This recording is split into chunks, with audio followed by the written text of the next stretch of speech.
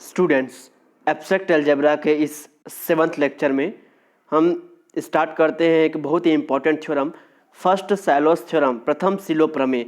इसका स्टेटमेंट है कि मान लेते हैं कोई जी जो है एक फाइनाइट ग्रुप है, एक परिमित समूह है और पी एक अभाज्य संख्या है, स्मॉल पी एक कोई प्राइम नंबर है।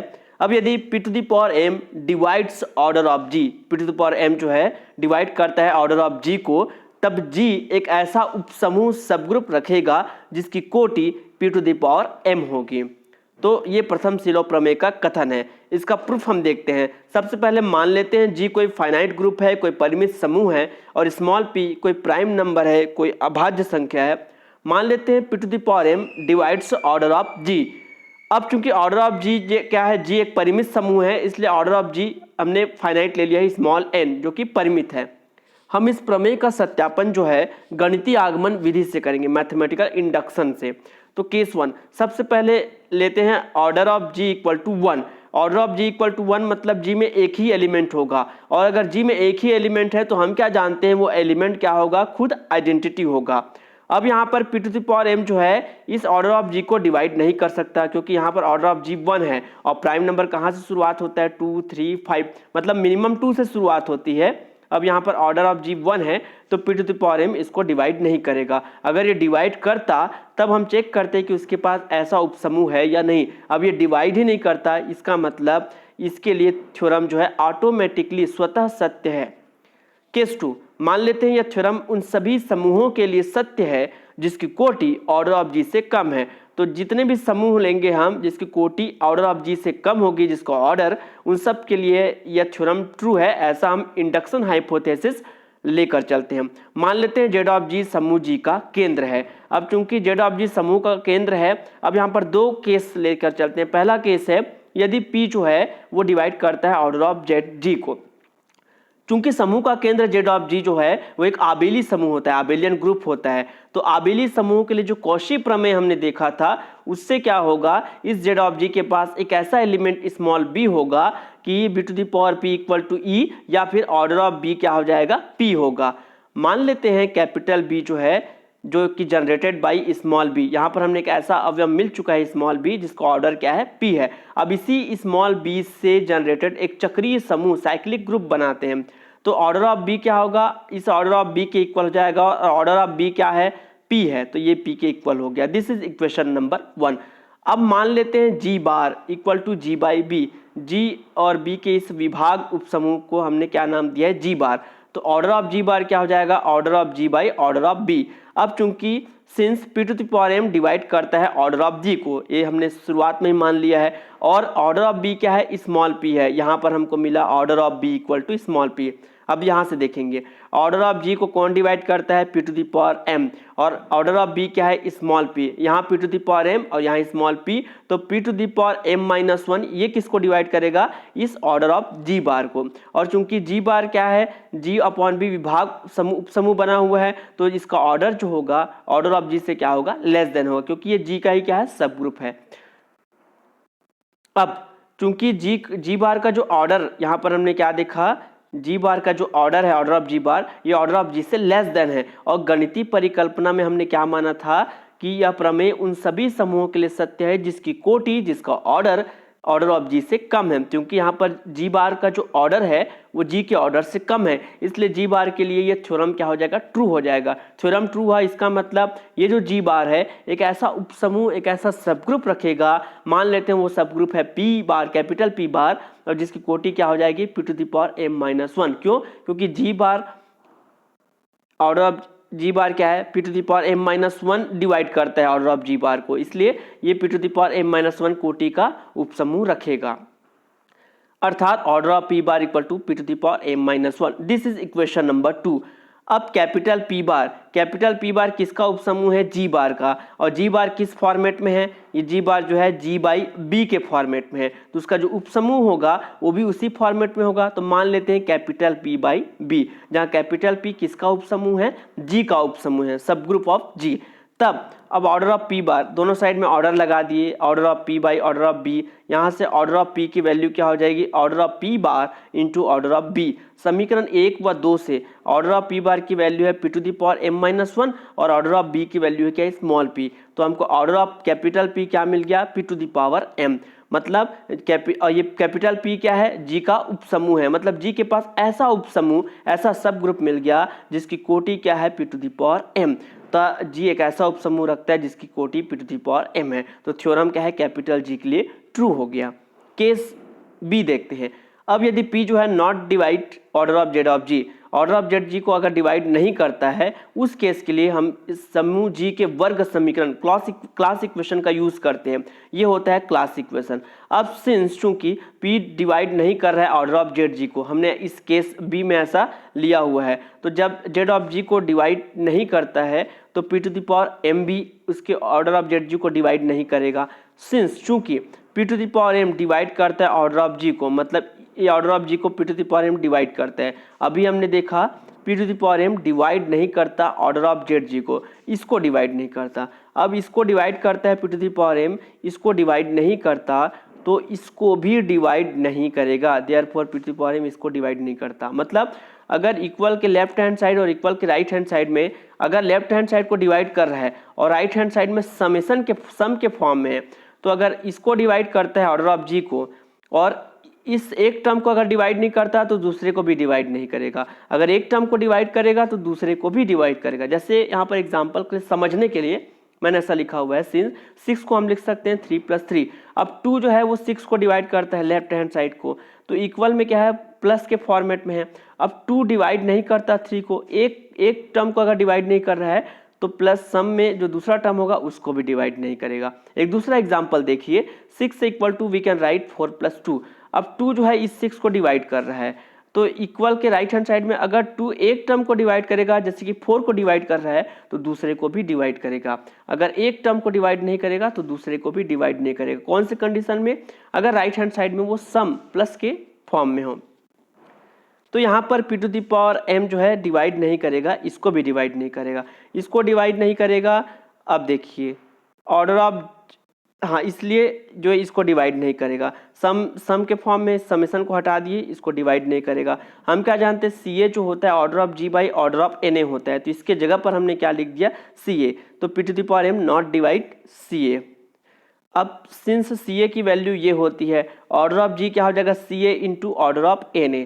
अब देखिए since P to the power m divide करता है ऑर्डर ऑफ G को, और अभी हमने देखा P to the power m divide नहीं करता CA को, यहाँ से P to the power m divide नहीं करता CO को।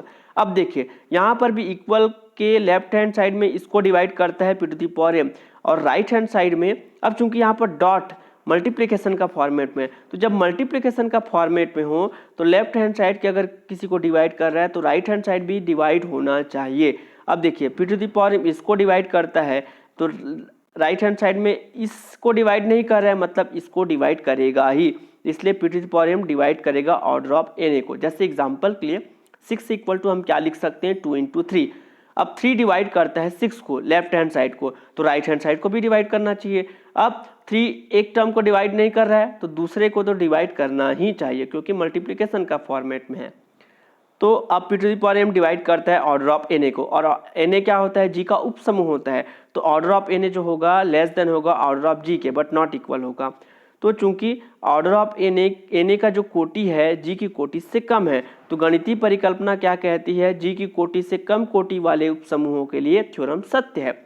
मतलब N ऑफ A जो है एक ऐसा उपसमूह H रखेगा जिसकी कोटि क्या होगी, P to the power m होगी। लेकिन N ऑफ A किसका उपसमूह है, G का उपसमूह है, तो ये जो N ऑफ A उपसमूह H रख रहा है ये किसके अंदर आ जाएगा, G के अंदर आ जाएगा। इसलिए G एक ऐसा उपसमूह, ऐसा सब ग्रुप रखेगा H जिसकी कोटि, जिसका ऑर्डर क्या होगा, P to the power m होगा। मतलब ये थ्योरम जो है हमने समूह G के लिए सत्य सिद्ध कर दिया, प्रूव्ड। अब एक डेफिनेशन देखते हैं, P सिलो उपसमूह, P सैलो सब ग्रुप। मान लेते हैं G कोई परिमित समूह है, फाइनाइट ग्रुप है, और स्मॉल p एक अभाज्य संख्या है, प्राइम नंबर। यदि P to the power m divides order of G और P to the power m + 1 not divide order of G where m greater और इक्वल 1, तब जो जी जो है एक ऐसा उपसमूह सब ग्रुप रखेगा जिसकी कोटि, जिसका ऑर्डर p⁻m होगा, और यही उपसमूह, यही सी सब ग्रुप को हम पी सिलो उपसमूह कहते हैं। मतलब पी सिलो उपसमूह जो है एक ऐसा सब ग्रुप है जिसकी कोटि p⁻m के फॉर्मेट में है।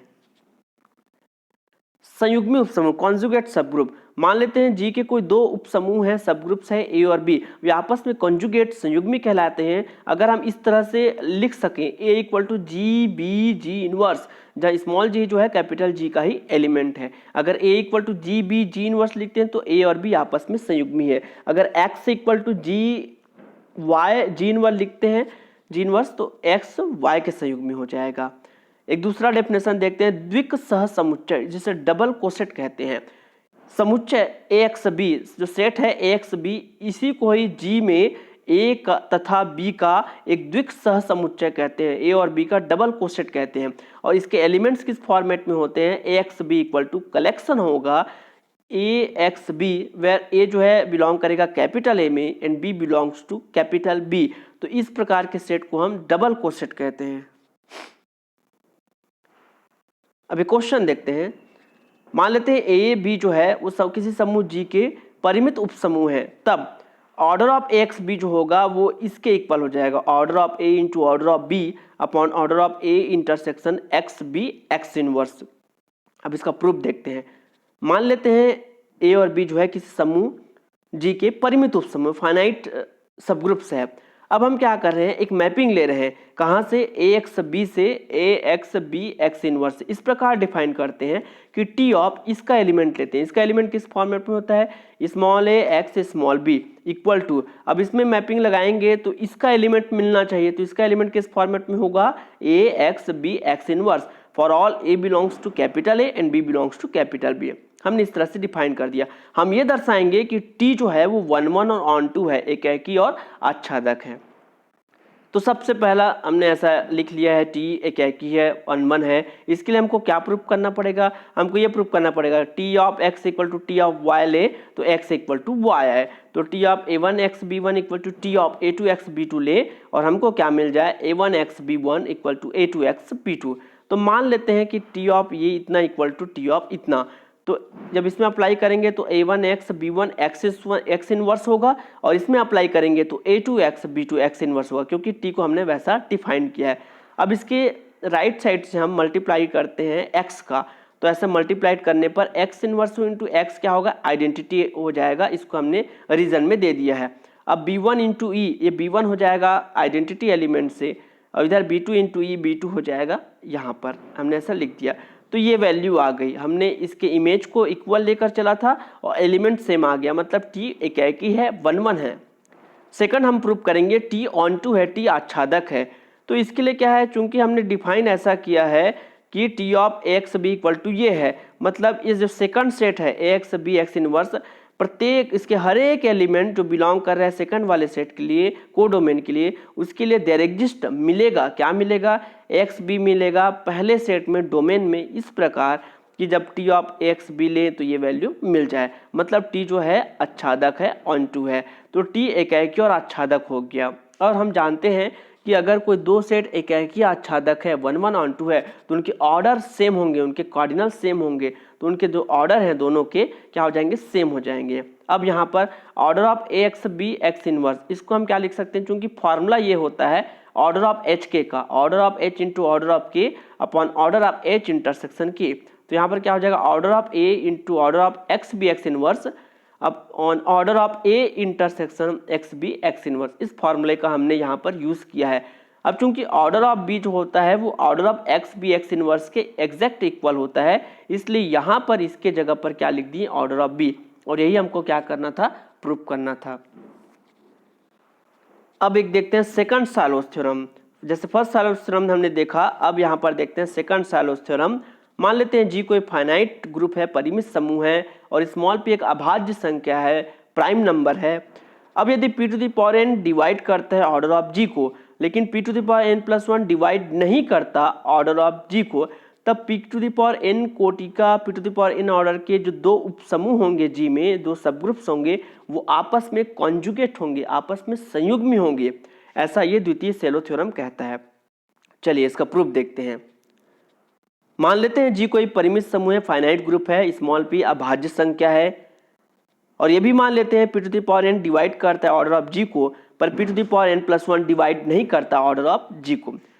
अब a और b मान लेते हैं g के कोई दो उपसमूह हैं तथा ऑर्डर ऑफ a भी p⁴n है, ऑर्डर ऑफ b भी p⁴n है, दोनों ही p⁴n ऑर्डर के दो उपसमूह हैं। हमको ये दर्शाना है कि ये दोनों संयुग्मी हैं, लेकिन हम क्या करें, हम गलत मान कर चलते हैं। हम ऐसा मान लेते हैं कि a और b संयुग्मी नहीं है, हमने उल्टा माना। हम जानते हैं कि g इक्वल टू हम इस फॉर्मेट में लिख सकते हैं union of a x b। Order of g equal to ये यूनियन किस में चेंज हो जाएगा, समेशन में, order of a x b। This is equation number 1। Since order of x b, अभी हमने जस्ट पिछले क्वेश्चन में देखा, ऑर्डर ऑफ एक्स बी का फॉर्मूला ये होता है, ऑर्डर ऑफ ए की value p⁴n, order of B की वैल्यू p⁴n रख दिए। This is equation number 2। Since अब ये देखिए A intersection X B x inverse, A तो जी का उपसमूह है ही, ये भी उपसमूह है, तो इसका जो इंटरसेक्शन आएगा वो जी का क्या हो जाएगा, उपसमूह हो जाएगा। अब देखिए अगर a नॉट इक्वल है एक्स बी एक्स इनवर्स के, अगर इक्वल हो जाएगा तो दोनों का इंटरसेक्शन वही आ जाएगा और a का जो ऑर्डर होगा वही इसका भी ऑर्डर हो जाएगा। लेकिन अगर इक्वल नहीं है, a और x B x inverse equal नहीं है, तो इसका जो इंटरसेक्शन होगा उसका जो ऑर्डर होगा p⁴n से कम होगा। मतलब मान लेते हैं p⁴m है, जहाँ m जो है वो लेस देन है n से। इक्वेशन 2 से ऑर्डर ऑफ एक्स बी में अब इसके जगह पर p⁴m को वहाँ रख देंगे, ऐसा हो जाएगा p⁴2n-1। This is equation number 3। Since एक इनइक्वालिटी है n+1, ये हमेशा लेस या इक्वल होगा 2n-m से, जहाँ m क्या है, लेस देन n है। यहाँ वैल्यू रख कर देख लीजिए, n की जगह कुछ वैल्यू रख लीजिए, 2 रख लीजिए, और m को ऐसा लेना है जो n से छोटा हो, m की जगह 1 ले लीजिए, तो ये हमेशा लेस या इक्वल होगा इस 2n-m से। देयरफॉर इसलिए p⁴n+1 जो होगा ये वाला, ये डिवाइड करेगा p⁴2n-m को। p⁴2n-m जो है वो किसका ऑर्डर है, यहाँ पर देखेंगे इक्वेशन 3 से, ऑर्डर ऑफ एक्स बी। तो p⁴n+1 डिवाइड करेगा summation order of x b, और इक्वेशन 1 से summation order of x b क्या है, यहाँ पर ये किसके इक्वल है, ऑर्डर ऑफ जी के इक्वल है, तो यहाँ हमने रख दिया ऑर्डर ऑफ जी।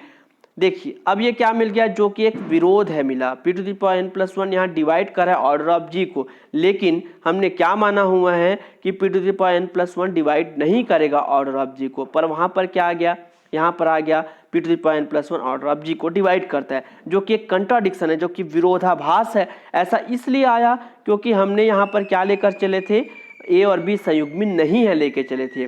तो अगर संयुग्मी नहीं है लेने पर कंट्राडिक्शन आ रहा है, मतलब ए और बी संयुग्मी होने ही चाहिए। तो हमने क्या लिखा है, अतः ए व बी क्या हो गया, आपस में संयुग्मी होंगे। This complete the proof. आज के लेक्चर में इतना ही। Thank you.